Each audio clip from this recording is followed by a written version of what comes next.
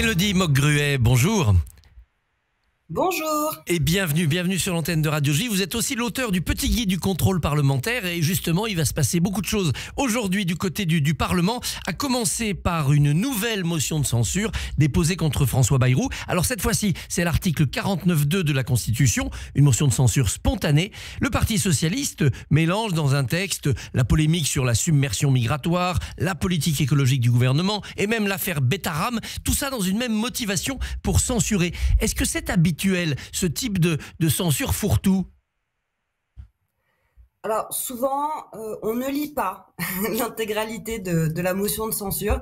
C'est pas non plus inhabituel, mais là c'était une espèce de réponse du PS qui n'avait pas voté les deux autres motions quand même déposées de plusieurs autres motions déposées par LFI sur les textes budgétaires. Donc il fallait bien qu'ils trouvent un motif, même plusieurs, qui étaient donc les valeurs cette fois-ci. Et donc la différence entre ce qui s'est passé juste avant, c'est que LFI a déposé des motions de censure sur le fondement du 49.3. En riposte au 49.3, oui.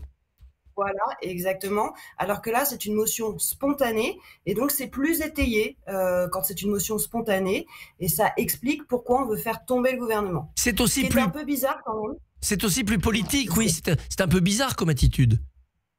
C'est ça, c'est-à-dire que non, ils ne veulent pas faire tomber le gouvernement pendant les textes budgétaires, mais quand même, quand on lit l'intégralité, on voit qu'ils pointent les textes budgétaires en disant que ce ne sont pas des bons textes budgétaires. Donc c'est un peu une stratégie, on va dire, surprenante, c'est-à-dire non, on veut pas censurer, mais on censure quand même. On a vu d'ailleurs François Hollande dire si le RN vote cette motion de censure, nous, on serait capable de ne pas la voter, alors qu'ils l'ont déposée eux-mêmes. Ils disent que c'est une motion de censure symbolique. C'est juste pour dire qu'ils ne sont pas d'accord avec le gouvernement en ce moment, avec les valeurs défendues comme sur l'immigration ou Betaram ou d'autres choses. Sur la biodiversité, ils en parlent d'ailleurs. Mais il faut faire attention parce qu'une motion de censure peut en réalité être votée. Alors le RN a dit le lundi qu'il ne votait pas, mais la journée va être très très longue. On a l'impression que la censure, un peu comme le 49.3 d'ailleurs, ça devient un outil de pilotage banal du rapport de force entre l'Assemblée et le gouvernement. Est-ce que c'est normal ?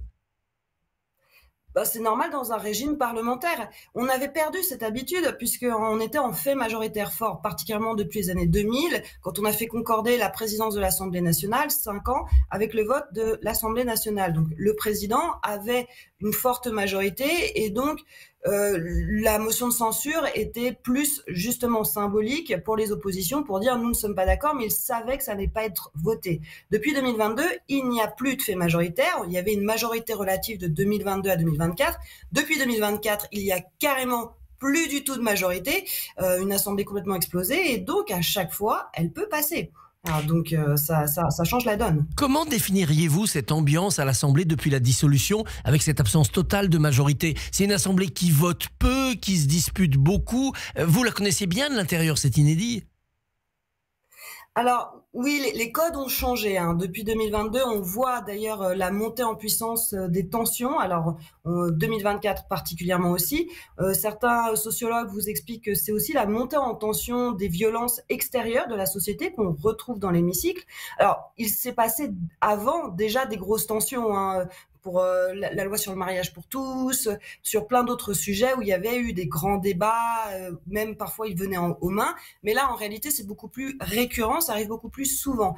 Il y a aussi une grosse différence, c'est qu'il n'y a plus de bureau. C'est-à-dire que, oui, excusez-moi, il y a un bureau de l'Assemblée nationale, sauf que le bureau est un majoritaire NFP, donc il n'y a plus de vraies sanctions derrière.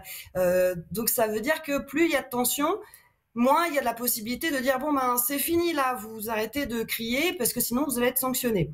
Et donc ça continue et ça fait que c'est de plus en plus tendu. Après il y a des textes qui sont votés et ce sont plutôt des textes, des propositions de loi, c'est-à-dire qui viennent de parlementaires, soit du Sénat, soit de l'Assemblée nationale. Et donc ça continue, on continue à faire des lois, mais on les fait très différemment, alors qu'avant on avait plutôt l'habitude que tout venait du gouvernement. Alors l'autre actualité forte aujourd'hui à l'Assemblée et au Sénat, c'est les commissions des lois qui vont valider ou non les membres nommés au Conseil constitutionnel. Évidemment, on s'attend à du suspense sur la nomination, la confirmation ou non de Richard Ferrand comme président du Conseil constitutionnel. Pourquoi en 2008 a-t-on instauré ce contrôle des parlementaires sur ces nominations ? C'était justement l'objectif de renforcer les pouvoirs du Parlement et de l'opposition. C'est vraiment une volonté de la réforme constitutionnelle de 2008. Et on voit aujourd'hui, avec la situation actuelle, le président de la République n'a ni le Sénat ni l'Assemblée nationale. On voit les effets de la réforme de 2008. Donc c'est une bonne réforme, il n'y a pas de difficulté, sauf que le Parlement a beaucoup plus de pouvoir. Il n'y a pour l'instant jamais eu de membre du Conseil constitutionnel qui avait été nommé soit par le président de la République, soit par d'autres membres qui avaient été retoqués. Mais là, c'est une vraie possibilité. On l'a vu d'ailleurs, par exemple, pour l'ADEME, en 2023, le président de la République propose un candidat qui a été retoqué par le Parlement. Donc les pouvoirs du Parlement ont été renforcés, ce qui est assez logique dans un régime parlementaire à tendance présidentielle, sauf que d'habitude, il y avait quand même une tendance présidentielle. Mais le Parlement peut bloquer le choix du président, ça sera peut-être le cas aujourd'hui, mais dans l'autre sens, le président ne peut rien faire contre les nominations par le président du Sénat et par le président de l'Assemblée. Il y a une inégalité. Il y a une inégalité, mais qui n'est pas surprenante, puisque en fait le président de la République a déjà beaucoup d'autres pouvoirs. Là, l'idée, c'était de pouvoir valider un membre du Conseil constitutionnel. Le Conseil constitutionnel a beaucoup évolué dans ses pouvoirs. Au début, en 1959, quand il est créé par Debré et De Gaulle, c'était plus un chien de garde de l'exécutif, c'est-à-dire qu'il devait vérifier que ce que votait le Parlement rentrait bien dans la case du Parlement, c'est-à-dire l'article 34. Ce qui s'est passé, c'est qu'à partir des années 70, le Conseil constitutionnel a créé ce qu'on appelle le bloc de constitutionnalité. Il a dit, il y a des principes fondamentaux comme la Déclaration des droits de l'homme. Tout le préambule, oui, de la Constitution. Voilà, tout le préambule, tout ça. Il était là pour être le gardien de ces grands principes et simplement de la Constitution. Donc, il a gagné en pouvoir et il a gagné justement en crédibilité et en influence. Le Parlement, il peut à plusieurs reprises dire non, votre loi, elle n'est pas. Allô, oui, on vous a un peu perdu là, on vous a un petit peu perdu, on n'a plus le réseau. Oui, il y a eu ce bloc de constitutionnalité qui a tout changé au milieu des années 70. Il y a eu aussi la saisine par plusieurs dizaines, une soixantaine de parlementaires qui est possible, la question prioritaire de constitutionnalité, ce qui fait qu'aujourd'hui, certains disent, on a le gouvernement des juges, le Conseil constitutionnel a fait un coup d'état juridique. On entend ça chez Zemmour, chez Wauquiez. Vous acceptez ce diagnostic? Ah, je crois qu'on a perdu. On a perdu Mélodie Mock-Gruet. On va essayer de recontacter Mélodie Mock-Gruet. Oui, il y a eu une grande évolution constitutionnelle de la pratique depuis le milieu des années 70 et ça s'est aggravé avec la fameuse saisine par les parlementaires puis la question prioritaire de constitutionnalité. Vous avez ce week-end dans le journal du dimanche un article entier qui dit que le Conseil constitutionnel a provoqué un coup d'état des juges. C'est Éric Zemmour qui était à la manœuvre. Et il prend en exemple la loi immigration, la loi de décembre 2023 qui a été détricotée par le Conseil constitutionnel. Mélodie Mock-Gruet, a-t-on un gouvernement des juges avec le Conseil constitutionnel? Des hommes politiques ou des femmes politiques qui ne sont pas contents avec les décisions du Conseil constitutionnel. Voilà. Donc le Conseil constitutionnel est censé être un gardien de la Constitution et de nos libertés, de nos droits. Après, clairement, il est censé juger en droit, mais ça a un impact politique extrêmement fort. Il y a eu la loi immigration où 40% a été annulé. Il y a eu par exemple la loi sur les retraites où la procédure a été extrêmement surprenante et pourtant elle a été validée. Donc c'est pour ça que la nomination d'un président du Conseil constitutionnel fait autant de débat. Il faut qu'il se soit un personnage où il n'y ait pas de potentiellement polémique, qui est de l'impartialité, parce que cet organe a gagné beaucoup de pouvoir. On parle de plus en plus des référendums que le président de la République a promis aux Français et on cherche des sujets. La fin de vie, l'immigration que vous évoquiez, la retraite ou bien le temps de travail. Est-ce que ces sujets-là, on peut en faire des référendums ?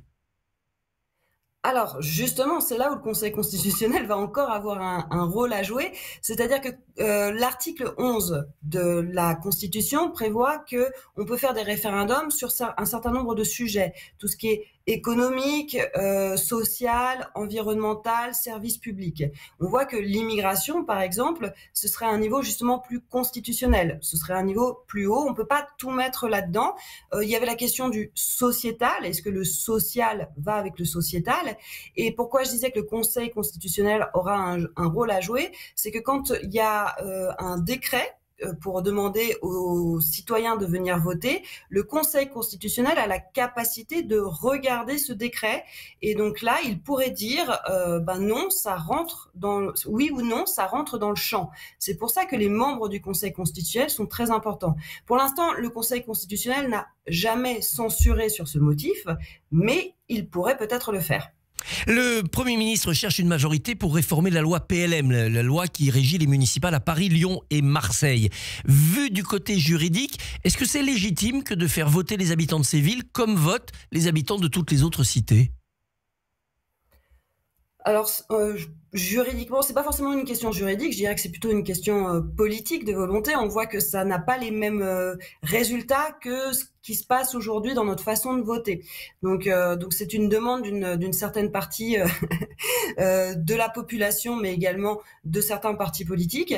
Après, la question qui s'est pas mal posée, c'était est-ce que c'est une priorité ? C'est-à-dire que là, ça va passer très rapidement au sein de l'Assemblée et du Sénat, alors qu'il y a d'autres sujets que d'autres souhaitent porter également. Voilà. Est-ce qu'on a le droit de toucher à une loi électorale un an avant un scrutin, ou est-ce qu'il y a un texte qui interdit spécifiquement de réformer un mode de scrutin un an avant qu'il se tienne ? Alors, j'ai pas vérifié. Il n'y a pas de texte, c'est un usage en fait, non ? C'est une sorte de tradition. C'est un usage. Voilà, j'ai pas vérifié juridiquement. Il y a une tradition qui veut que normalement on le fait pas, en tout cas au niveau des législatives, pour modifier par exemple les circonscriptions. Voilà. Donc pour les municipales, normalement on ne touche pas, on ne modifie pas les règles du jeu avant. Mais s'il n'y a pas d'interdiction, on peut le faire. Après, par exemple, sur la dissolution de l'Assemblée nationale, ça c'est différent. C'est prévu dans la Constitution. On ne peut pas dissoudre. Un an, il faut attendre au moins un an avant de dissoudre à nouveau. Donc ça, c'est prévu dans la règle suprême. On a aussi un grand débat sur la proportionnelle qui s'est engagé, mais on ne sait pas de quoi on parle. Les Français pensent qu'il n'y a qu'une seule proportionnelle. En fait, il y a des tas de sortes de proportionnelles possibles. Alors oui, il y a 50 nuances de proportionnelle possibles. C'est-à-dire qu'il y a la proportionnelle intégrale, ce qu'on connaît par exemple avec plus ou moins les européennes. Il y a la proportionnelle, même dans la proportionnelle intégrale, il y a en fait une prime à celui qui gagne. Donc ça, c'est aussi une forme de proportionnelle différente. Il y a une dose de proportionnelle. Par exemple, au Sénat, on prévoit une partie, la moitié des sénateurs en fonction du nombre de sénateurs dans une circonscription précise. Donc en fait, il y a plein de proportionnelles différentes. La dose proportionnelle, par exemple, il y avait Madame Braun-Pivet qui proposait de faire 25% de l'Assemblée nationale qui soit élue à la proportionnelle. Et pareil, pour des députés d'au moins 12 députés dans dans un département. Oui, voilà, il y a plein de proportionnelles différentes et donc ça a un impact très clair sur à quoi va ressembler l'Assemblée nationale. Donc vouloir la proportionnelle, c'est une chose, mais laquelle, c'est une autre. Et il faut aussi avoir conscience que aujourd'hui on a une Assemblée complètement explosée. Avoir de la proportionnelle, ce sera aussi le cas. Alors c'est pas forcément mal, c'est-à-dire qu'il faut qu'ils apprennent leur code et les compromis, mais la situation sera à peu près la même. En quelques secondes, tous les sujets qu'on vient d'évoquer, ça donne l'impression que la Ve République est un peu à bout de souffle et qu'il faudrait en penser une 6e, non ? Moi, je trouve pas. Moi, je trouve que justement, elle s'adapte. Malgré tout, on arrive à avoir des gouvernements. Malgré tout, on arrive à voter le budget. Cette semaine, on a eu la loi de finances de sécurité sociale. La semaine dernière, la loi de finances. C'est pas facile. Ça avance. Il y a un temps d'adaptation. Voilà. Très bien. Eh bien, Mélodie Mock-Gruet, merci beaucoup de ce moment juridique avec nous ce matin et bonne journée. Merci.